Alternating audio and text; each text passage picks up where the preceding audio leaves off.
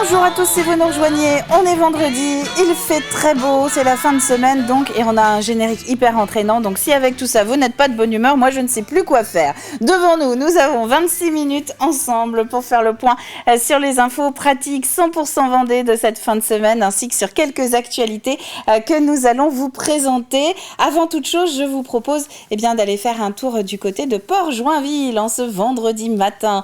Il va faire beau aujourd'hui un peu partout en Vendée et notamment sur l'île-Dieu. On a toujours un petit peu plus des températures un petit peu plus élevées d'ailleurs sur l'île-Dieu, donc on dit bonjour à tous les îlets. Et on revient maintenant, vous avez vu Port-Joinville qui est ce qui se réveille, j'allais dire, mais en ce vendredi matin, ou qui se réveille, non pas du tout, il y a plein de pêcheurs à Port-Joinville qui sont sortis depuis très longtemps. Sur le reste des actualités, on va revenir sur le continent et je vous propose de partir à la rencontre aussi ce matin de salariés pas comme les autres. Ils travaillent dans 10 secteurs différents pour près de 500 clients en Vendée. Leur entreprise, c'est le groupe Esatco Vendée. C'est une marque qui est portée par les 10 ESAT et les 2 entreprises adaptées de l'ADAPI ARIA du département. Des structures donc pour les personnes en situation de handicap qui viennent d'organiser leurs portes ouvertes pour présenter leur savoir-faire. En Sud-Vendée littoral aussi, pensez au vélo pour les déplacements. Alors c'est la plus grande communauté de communes de Vendée. On n'a pas forcément recours à ce moyen de locomotion et pourtant les élus veulent montrer que le vélo, notamment électrique, peut être un très bon complément au TER par exemple pour éviter de prendre la voiture. Donc pour l'encourager, ils viennent de mettre en place une consigne à vélo sécurisée accessible en 24 heures sur 24 juste devant la gare de Luçon. Et puis on a beaucoup de rendez-vous, beaucoup de sorties ce week-end. Vous allez le voir tout à l'heure dans l'agenda de Camille. Et on a notamment la fête de la science. Elle a été lancée hier.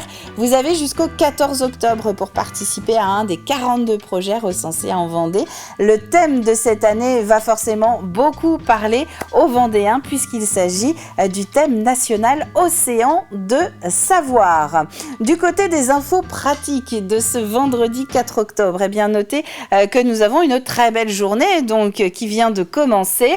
Du soleil pour tout le monde sur l'ensemble du département. Quelques brumes et brouillards matinaux qui se sont levés à présent. En revanche, qui dit ciel très dégagé pour ce matin comme pour cet après-midi, puisqu'Antoine va passer à la deuxième carte, voilà. Nous avons des températures plutôt fraîches, donc couvrez-vous un petit peu, mais gardez les lunettes de soleil à portée de main et surtout sortez. Nous avons aussi des marées, 4 bascules contre 3 hier si vous avez été attentifs. La mer, elle sera à son point le plus bas à 12h30 avec un coefficient assez élevé, 86, donc 1h30 avant et après pour emprunter le Gois à peu près en toute sécurité.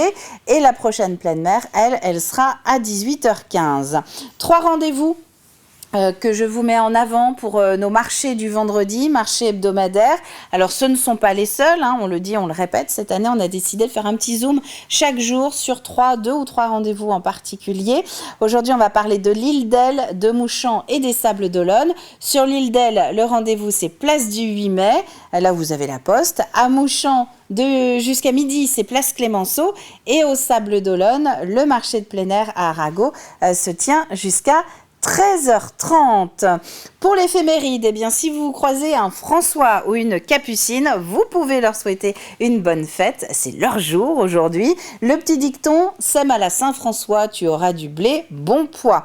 Et puis 2 infos, notez que c'est la journée mondiale des animaux aujourd'hui et que ce n'est pas une date qui est choisie au hasard que ce 4 octobre parce que Saint François d'Assise, je vous ai dit que c'était la Saint-François aujourd'hui, Saint François d'Assise est considéré comme le premier défenseur de la cause animale. Et puis on commémore aussi les 120 ans de la disparition d'Auguste Bartholdi qui n'est autre que, roulement de tambour, Bartholdi, c'est le sculpteur de la Statue de la Liberté. Et oui, 120 ans qu'il est décédé aujourd'hui.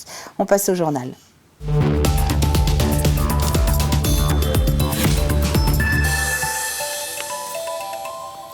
Il s'appelle Morgane, Anita ou encore Raymond.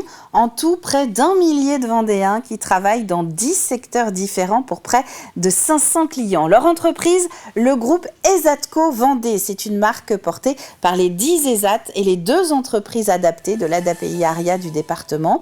Des structures pour les personnes en situation de handicap qui proposent aux entreprises comme aux collectivités des prestations professionnelles. Pour présenter leur travail, les sites d'Esnay Aizenay et de La Roche-sur-Yon viennent d'ouvrir leurs portes. Une première d'ailleurs en 13 ans pour le site lyonnais. Grégoire de Châtillon. Après les graisseurs. Morgane et Raymond font découvrir leur atelier. Puis après on scotche ici. Un atelier d'assemblage de pièces industrielles. Une porte ouverte afin de découvrir ici leur savoir-faire. On explique le boulot ici. On fait comment le boulot pour les... Voilà. Expliquer aux gens qui visitent l'atelier et qu'est-ce qu'on y fait. On est un établissement médico-social, donc au sens de la loi, ce sont des usagers d'établissements médico-social.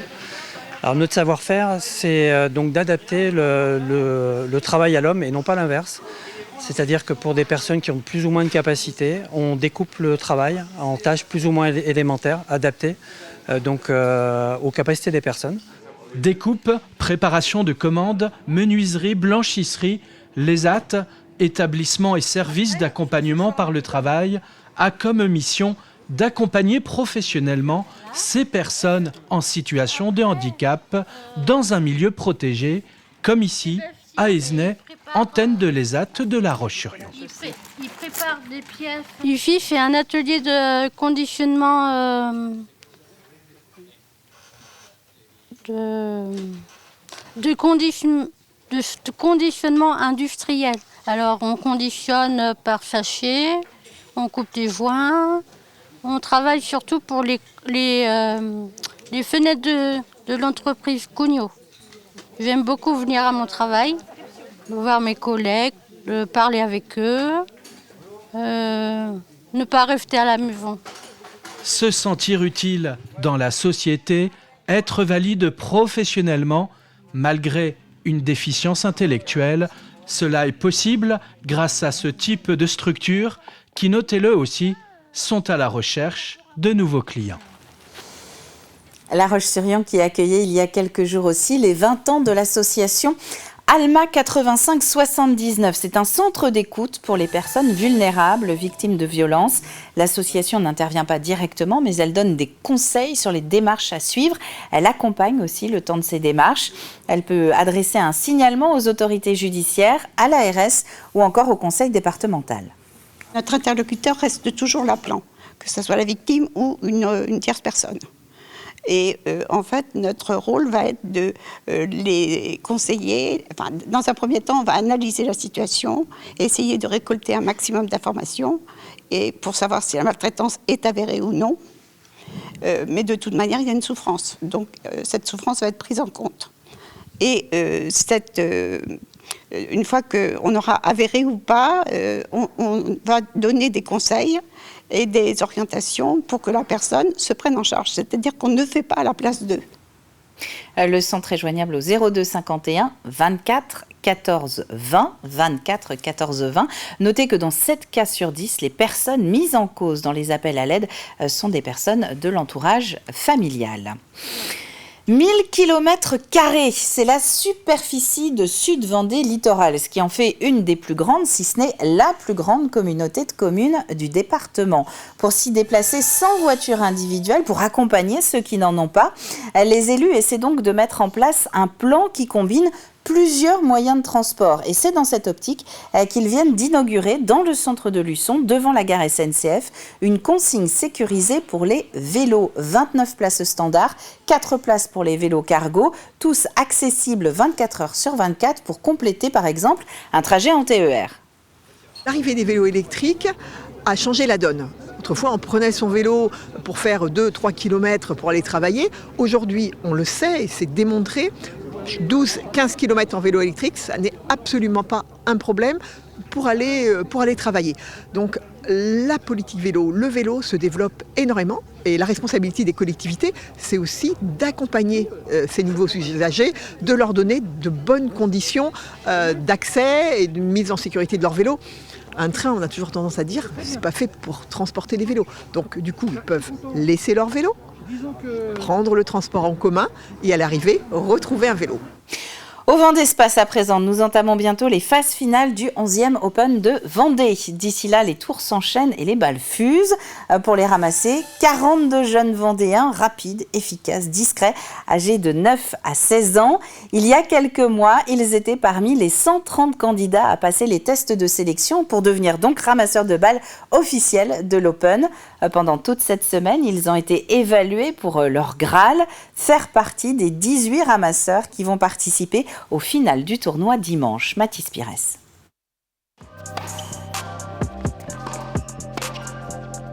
Pendant un match de tennis, ils sont partout, aux 4 coins du terrain pour servir les joueurs. Mais avant de rentrer sur le court, place à l'échauffement. Ces jeunes ont réussi les sélections et font désormais partie des 42 ramasseurs de balles de l'Open de Vendée. Tous les jeunes les plus motivés, on les ressent vite. Et ensuite, ça va être au niveau, sur le niveau du roulé par exemple. L'anticipation, beaucoup d'anticipation sur le court, savoir toujours ce qu'on doit faire sur le terrain. Pour être un très bon ramasseur, il faut être discret sur le terrain, il ne faut pas qu'on se fasse remarquer. Et il faut en plus de ça, très bien anticiper, savoir toujours ce qu'on doit faire à la fin d'un point. La discrétion et l'anticipation, voilà les principales qualités d'un bon ramasseur de balles. Une fois sur le court, leurs yeux sont partout, au service du joueur. Apporter la serviette, servir les balles pendant 30 minutes, les 6 ramasseurs doivent être ultra attentifs. Il y a des moments où on fait rien et on doit attendre que le point se passe ou que quand on n'a pas de balle, donc il faut rester statique, pas bouger pour pas gêner le point. Mais il faut pas s'endormir. Et il faut pas s'endormir non plus. Et être réactif dès que la balle arrive de notre côté, il faut la renvoyer. Selon les rotations qu'on fait, parfois il y a plus de choses à faire, comme les changements de balle par exemple, qu'on doit faire tous les 7 et 9 jeux. Ça dépend vraiment des rotations et des joueurs aussi, parce que parfois les joueurs demandent beaucoup de choses à faire. À la fin de leur rotation, leur chef d'équipe débriefe leurs prestations. Tu passes bien ton temps maintenant. Ouais. Lui aussi, ancien ramasseur de balles, il est maintenant en tribune et scrute chaque fait et geste.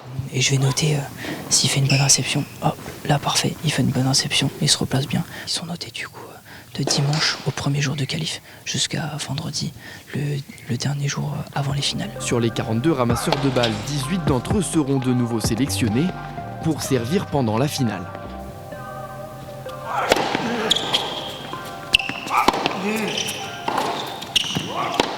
Nous étions hier du côté de la Ferrière avec notre invité de 8h15 pour parler de la Semaine Bleue.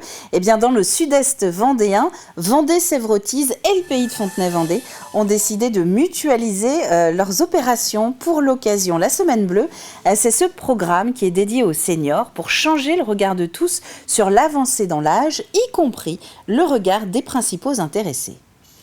Là aujourd'hui c'est musical, j'ai vu dans le programme qu'il y avait des instants un peu plus gourmands avec des ateliers cuisine, etc. Ça leur permet de voir que malgré leur âge, malgré parfois leur état de dépendance, ils continuent d'avoir la capacité de participer à ce genre d'événements, d'avoir la capacité à les apprécier aussi. Ça leur permet de voir autre chose, de continuer de vivre sur l'extérieur aussi, et c'est essentiel à tous les âges de la vie et d'autant plus pour eux.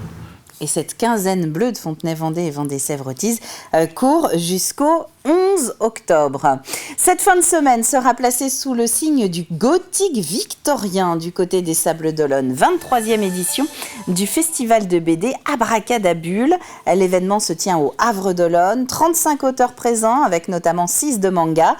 2 journées de festival proposées par l'association vendéenne Féerie. Un festival qui veut donner la part belle aux bandes dessinées des jeunes talents. Nous ne privilégions pas les poids lourds de la bande dessinée. Nous les invitons, bien entendu, lorsqu'ils ont une nouveauté au calendrier, dans l'année, mais nous privilégions, c'est ça, les jeunes talents, les jeunes qui débutent et qui ont besoin qu'on parle d'eux, qui ont besoin de se faire connaître. Cette année, nous aurons 3 étrangers, une Allemande, un Espagnol et une Italienne. Depuis 2 ans maintenant, nous avons intégré au festival la notion de manga et nous avons 5 auteurs de manga qui seront aux côtés de leurs collègues de la bande dessinée. Et puis c'est la fête de la science qui commence aussi en cette fin de semaine. 45 projets à découvrir en Vendée, un événement qui doit beaucoup à toutes les associations qui s'impliquent autour de ces quelques jours de vulgarisation des sciences. Le thème national de cette année, Océan de savoir, un thème qui nous va évidemment plutôt bien dans le département.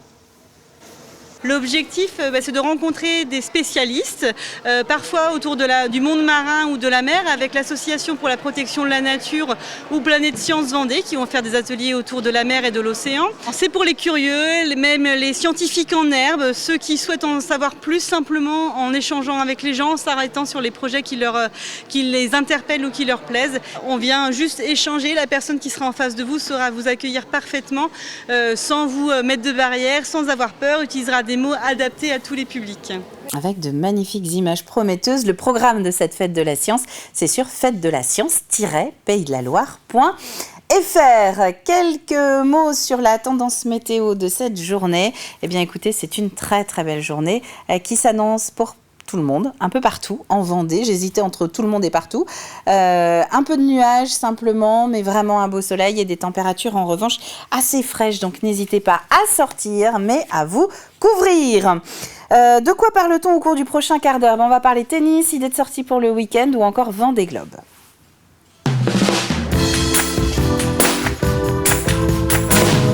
Et on commence donc avec le tennis, vous l'avez compris. C'est bientôt le grand final de cette 11e Open de Vendée. Aurélien Huard revient sur les moments importants de la journée d'hier, dernière ligne droite avant des huitièmes de finale.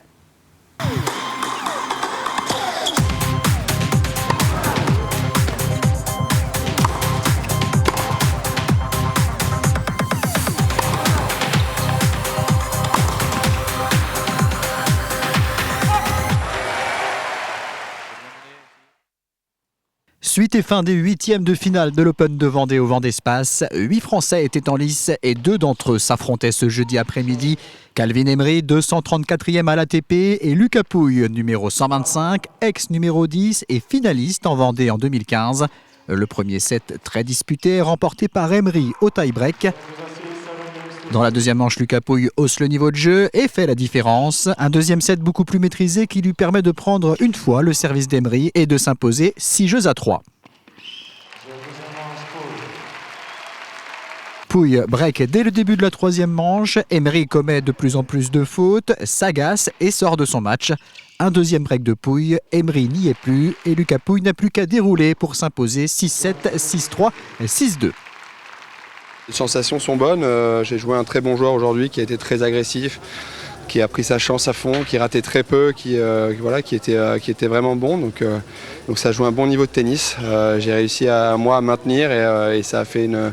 Voilà, et à un moment, lui, il a flanché un petit peu et c'est ce qui a fait la différence. Je me suis battu, j'ai eu une super attitude et c'est ce qui m'a permis de gagner et de retourner la situation. On a ensuite assisté à la qualification du néerlandais Jelle Sels, 323e au classement mondial et vainqueur ici même en 2023. Il s'est imposé en 2 manches face au français Alexis Gauthier. Score final 7-6, 6-4 pour Jelle Sels qui retrouvera Quentin Alice en quart. Le français Harold Maillot, 107e joueur mondial et tête de série numéro 2, affrontait l'italien Samuel Vincent Ruggeri, numéro 269. 2 jeunes joueurs du même âge, 22 ans. Maillot fait respecter la hiérarchie dans le premier set. Grâce à un break d'entrée de jeu, il fait la course en tête, puis prend une nouvelle fois le service de son adversaire pour remporter cette première manche 6-2. Les débats s'équilibrent dans la deuxième manche qui se termine au tie-break. Un jeu décisif remporté par Harold Maillot qui s'impose donc 6-2, 7-6. Sont également qualifiés pour les quarts de finale les Français Manuel Guinard, tombeur en 2-7 du Suédois Elias Ymer, Clément Chilek qui a largement dominé le Russe Alexei Vatutin et Sacha Gemar-Weyenberg, tombeur de son compatriote Antoine Escoffier en 3-7. On retrouvera donc 6 Français sur le court central ce vendredi pour les quarts de finale qui débuteront à 13h. Avec 2 duels franco-français, il y aura donc forcément au moins un tricolore en finale dimanche.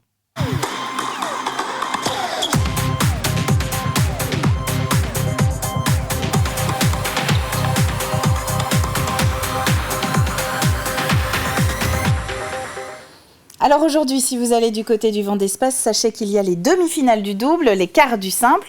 Demain samedi, demi-finale simple et fin des demi-finales double. Et puis dimanche, soit vous allez au Vendée Space, soit vous vous branchez sur TV Vendée pour suivre en direct à partir de 12h30 la finale double et à partir de 15h la finale en simple. On passe à l'agenda du week-end.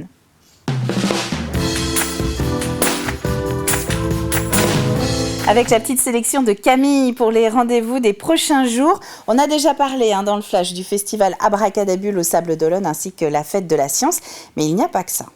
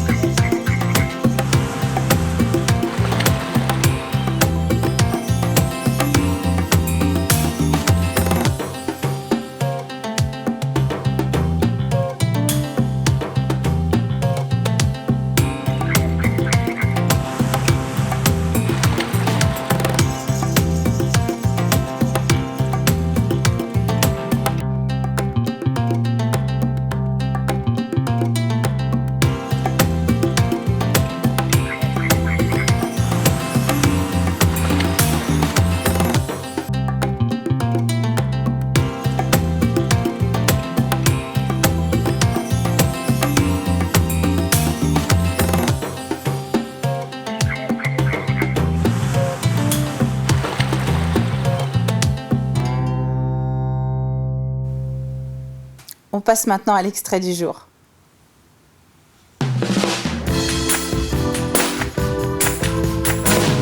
J'essaie d'aller vite pour rentrer dans le temps. On parle des légendes du Vendée Globe cette semaine. C'est François Gabard qui a répondu aux questions d'Aurélien Huard. François Gabard, vainqueur évidemment de l'édition 2012-2013, plus jeune vainqueur du Vendée Globe. J'en ai vécu que 2 tours du monde. J'ai eu la chance d'en faire en multicoque quelques années plus tard. Mais à chaque fois, c'est assez incroyable. Et c'est vrai que l'humain a cette capacité souvent... Parce qu'il ne faut pas oublier que c'est dur. Enfin, je veux dire, ce n'est pas que facile. Alors évidemment, c'est une passion, on y prend beaucoup de plaisir. Mais c'est difficile, c'est dur, c'est exigeant. Mais après quelques années, on ne se souvient que des belles choses. Alors pour revenir un peu sur le déroulé de la course, sur la première partie, on va dire que vous êtes 5 en tête de flotte, puis ensuite vous vous détachez avec Armelle Lecléache pour un très très beau duel, une arrivée avec un peu plus de 3 heures d'écart seulement. On a assisté vraiment à un Vendée Globe très intéressant en termes de la compétition sportive. Ouais, ça qu'on en avait beaucoup parlé. Moi, à la base, ça restait une aventure. Pour moi, c'était mon premier tour du monde. Je partais pas, enfin j'allais pour essayer de gagner évidemment, mais je me considérais pas à l'époque en tant que favori. Je pense que d'ailleurs personne, je faisais partie des outsiders, des petits jeunes là qui montaient.